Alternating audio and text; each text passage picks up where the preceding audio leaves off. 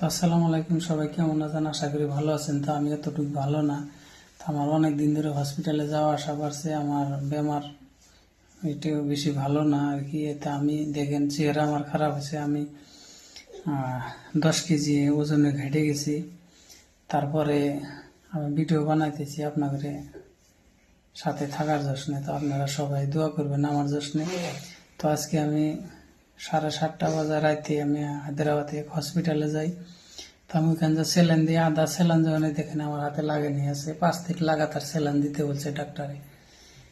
তো সকাল বিকেল স্যালাইন দিব। তো আমি ওখানে যা ফার্স্ট স্যালাইন যখন লাগাই আধা যখন যায়, তারপরে আমি একটু কাঁপুনি ওঠে, আমি তখনই বলতে পারি। তারপরে কি হয় আমি বলতে পারি না। আমার বউ কান্নাকাটি করে, বাড়িতে ফোন মারে, সবাই কান্নাকাটি করছে।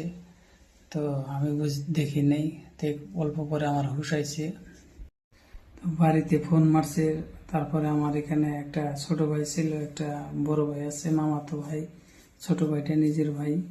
তারপরে এরা দুজনে খবর পায়, আমার এখানে যায় কম্বল চম্বল নিয়ে। তো আমার বউ কান্নাকাটি করছে বাড়িতে, আমার মা অনেক কান্নাকাটি করছে, আমার শাশুড়ি আমি অনেক কান্নাকাটি করছে। তো তাদের জন্য দোয়া করবেন, আমার জন্য একটু দোয়া করবেন, আমি জলদি জলদি সুস্থ হতে পারি। 5 দিন লাগাতার আমাকে স্যালাইনটা দিবার করতে সকাল বিকালে। তো আপনারা একটু দোয়া করবেন, বেশি বেশি একটু শেয়ার করে দিবেন। সবার কাছে অনুরোধ রইল আমার ভিডিওটা একটু শেয়ার করে দিবেন। আমার অবস্থাটা খুবই খারাপ, খুবই একটা ডেঞ্জার বেমার, আমার ব্লাডে ইনফেকশন হয়েছে। তো আপনারা একটু দোয়া করবেন, আমি যেন জলদি জলদি সুস্থ হয়ে যাই ইনশাল্লাহ। সবার কাছে দোয়া আছে, ভিডিওটা একটু বেশি বেশি শেয়ার করে দেবেন। আমার দোস্ত পার্টনার যত ভাই বোন আছেন কলিজার, ভিডিওটা একটু শেয়ার করে দেবেন প্লিজ।